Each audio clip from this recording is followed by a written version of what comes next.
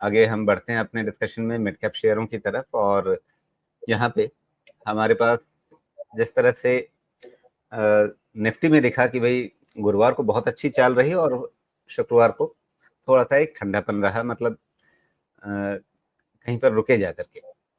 Mid cap उसके बदले थोड़ा अलग तरह की तस्वीर दे रहा है। दोनों दिन, गुरुवार शुक्रवार दोनों दिन एक जैसी मजबूत चाल बनी रही है।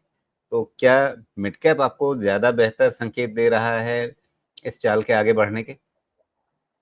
मिड कैप देखिए, पहली चीज़ बता दूँ कि मिड कैप मेरा साइकिल टारगेट क्रॉस कर चुका है साहब। 60,000 के ऊपर तो आपके पास ही रिपोर्ट पड़ा था और वो पढ़े हुए अभी पता नहीं कितना समय हुआ, 60,000 का टारगेट भी क्रॉस कर गया। कितना डेविएशन दूँ? 61,000 तक दूँ, क्या करूँ? लेकिन मिड कैप रिस्की ज़ोन में जा रहे हैं। हाँ, यहाँ से स्मॉल कैप में चाल ज़्यादा बेटर बननी चाहिए क्योंकि उसका टारगेट है अभी बचा हुआ आने को।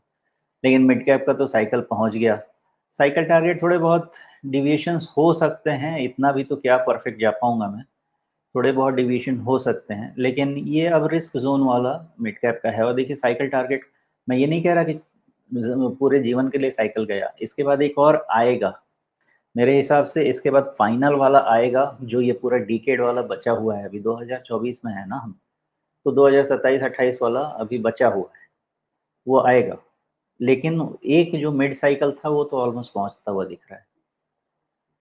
जी, लेकिन अगर आप कह रहे हैं कि मिड कैप जो है वो अपने साइकिल पे पहुंच गया और स्मॉल कैप अभी थोड़ा सा पीछे बचा हुआ है, तो फर्क कितना है? मतलब आप 60,000 में आप कह रहे हैं कि 60,000 पे पहुंच गया है, तो जो चीज आपने कई साल पहले कही, आज वहां पे मिड कैप इंडेक्स खड़ा है, ठीक है। तो आप कह सकते हैं कि बस हम ठीक साइकिल टारगेट पे खड़े हैं, प्रिसाइज मतलब 34 पॉइंट क्या है, बिल्कुल वहीं पे खड़े हैं।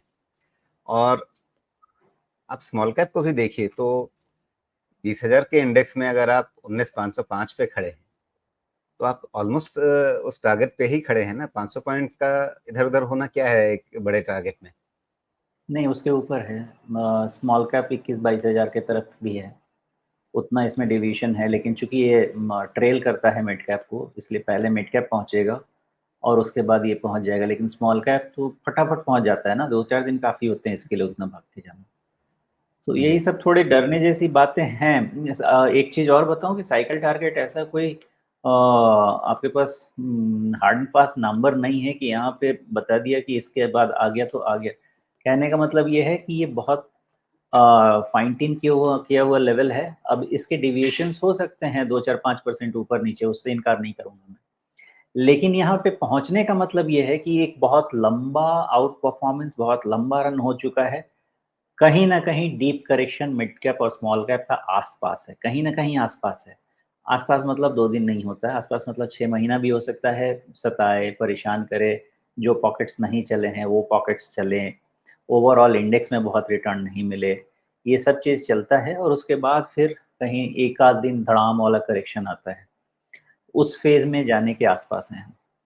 मतलब ये कि जो मैं रेलवे वाली एनालॉजी बार बार उठा करके लाता हूँ, वो उतना प्रिसाइज नहीं है। मतलब आपके रेलवे के प्लेटफॉर्म इधर उधर नहीं खिसकते हैं, लेकिन आपके साइकिल टारगेट जो है, ट्रेन उससे बहुत पहले भी रुक सकती है और काफी आगे भी जा सकती है। हाँ, थोड़ा डेविएशन तो होगा बिकॉज़ ये एस्टिमेशन है ना, तो जी, एस्टिमेशन में तो मार्जिन ऑफ एरर तो रख के ही चलना पड़ेगा। बिल्कुल। तो फिलहाल अभी मिड कैप स्मॉल कैप में करना क्या है? है तो रखिए, कैश लेवल आपको पता है। थोड़ा सेक्टोरल शिफ्ट जो हमने पहले कहा था वही रिपीट करूँगा, कंजम्पशन लेड चीज़ें उसमें सेक्टोरल शिफ्ट होना चाहिए और नहीं हुआ है तो भी कीजिए। केपेक्स वाली चीज़ों पे सावधान रहिए, जहाँ पे बहुत प्रीमियम वैल्यूएशंस हैं उन सब में सावधान रहिए, जहाँ पे नंबर्स अच्छे नहीं हैं, वैल्यूएशंस आपको स्ट्रेच दिख रहे हैं, उन सब जगह पे सावधान रहिए क्योंकि वो सब चीज़ बोल के नहीं आता। वो सब चीज़ जी। पहले जितने भी हमारे तरह के लोग हैं उनको ज़बरदस्ती रॉन्ग कराता है, उनकी जितनी बेइज़्ज़ती हो सकता है वो करवाता है और उसके बाद किसी दिन आके सबको वो धो के लेके चला जाता है। तो ऐसा दिन होता है। जी, लेकिन कुछ समय पहले, कुछ हफ्ते पहले की चर्चा में आपने कहा था कि कैश लेवल कहाँ कितना रखना है, तो लार्ज कैप में 10% के आसपास, थोड़ा सा ज्यादा मिड कैप में, उससे थोड़ा सा ज्यादा स्मॉल कैप में। क्या अभी भी वही फॉर्मूला चल रहा है या उस फॉर्मूले को कुछ इधर उधर ट्विक करना है? नहीं, उस फ़ॉर्मूले को चेंज नहीं करेंगे, डिसिप्लिन इज़ डिसिप्लिन। उस फ़ॉर्मूले पे बने रहेंगे। एक तो अभी जो क्या-क्या थोड़ी नंबर लेके चल रहे हैं आप? Overall cash cash level 10-12% percent का है। 26,000 की तरफ निफ्टी बढ़ी तो 15% से कम तो कैश लेवल नहीं रहेगा, पक्का उतना रहेगा। और इस जगह पे 10% अगर लार्ज कैप में सॉरी आपका कैश लेवल 10% लार्ज कैप में, 20% मिड कैप में और करीब 30 से 40% स्मॉल कैप में, ऐसा कैश लेवल बना होना चाहिए। ओवरऑल 10, 12, 15% कैश लेवल ठीक है। एक छोटी-सी चीज़ और है यहाँ पे कि मिड कैप और स्मॉल कैप में साइकिल टारगेट आ गया है, लेकिन निफ्टी का जो है वो 28,000 तक है। तो पता नहीं कहीं वो भी आगे पीछे इसी फाइनेंशियल ईयर में ना आ जाए।